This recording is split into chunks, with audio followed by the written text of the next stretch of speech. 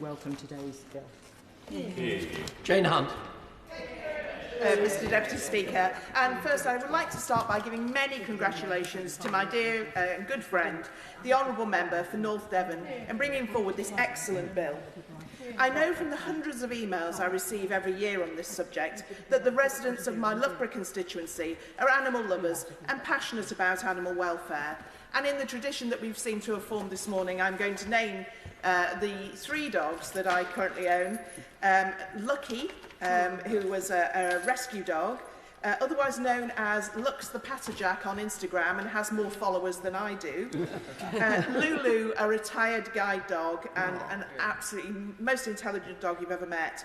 And Brooke, our adopted dog, who is possibly the most loving and placid of dogs, so much so that she continues to wag her tail whilst throwing up on the carpet. So as the proud owner of these 3 dogs, I share the views of my residents, and so I have welcomed the ambitious reforms the government has introduced since 2010, including mandatory microchipping of dogs and cats and the modernisation of the licensing system for dog breeding and pet sales, to name just 2.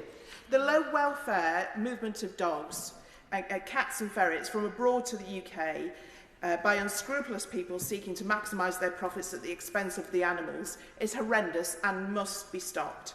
Sadly, this trade is big business. According to a joint briefing I have received from Battersea Dogs and Cats Home, Cats Protection, Dogs Trust, Four Paws UK and the RSPCA, they say, and I quote, "The puppy trade has become a multi-million transnational industry with UK sales of up to 2 million puppies annually and a value of anything up to £3 billion. However, as much as 50% of this industry is either illegal or unlicensed and off the enforcement radar, and half of that originates from outside of the UK. More concerningly, animal smuggling itself is part of a much wider web of criminality, with the charities also confirming that within the trade, other criminality converges, including drug dealing, money laundering and even people trafficking.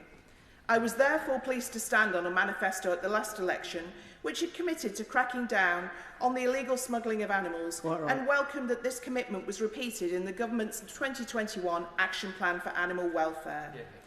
This bill will enact the government's commitment and restrict the movement of dogs, cats and ferrets into the UK on grounds of animal welfare. For example, if they are under 6 months old, are mutilated, such as those who have had their ears cropped, or are heavily pregnant. This is essential, as many of these animals are currently bred and reared in appalling conditions. This was highlighted by a number of my constituents who have raised the abhorrent practice of ear cropping. The RSPCA experience that shows this has also been done on puppies without any veterinary intervention or anaesthetic, which can result in long-term pain and trauma. Cutting a dog's ears can also harm their ability to communicate, meaning their social skills are impaired for life. After everything they've endured, a dog's behaviour can also be impacted. Rightly, the bill also addresses the issue of commercial imports being disguised as non-commercial movements, which currently allows breeders to avoid complying with the more stringent requirements which are in place for commercial imports. I am very pleased, having said that, though, that Clause 4 sets out the restrictions, and I'm grateful that the number of dogs allowed, as I occasionally take my dogs to France, where my mother lives. No one should be able to profit off the distress of animals, and combined, these reforms will go a long way to safeguard vulnerable animals and disrupt a supply chain which currently helps fund serious criminal activity.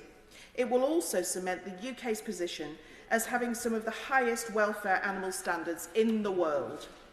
I welcome that the bill is not only being supported by the government, but also has the backing of a number of important welfare animal charities, including Dogs Trust, who I have had the pleasure of visiting in my own constituency.